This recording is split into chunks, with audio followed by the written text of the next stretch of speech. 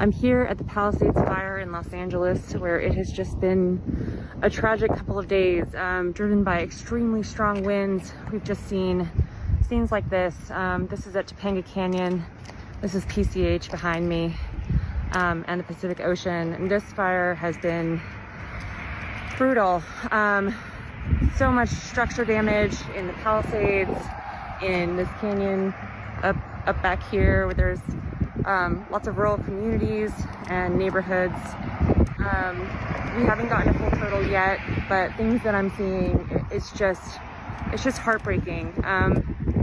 There's still really unsafe conditions. The wind is continuing to blow. It's incredibly dry. And we've seen a lot of, downed wires, smoldering, spot fires, things like that.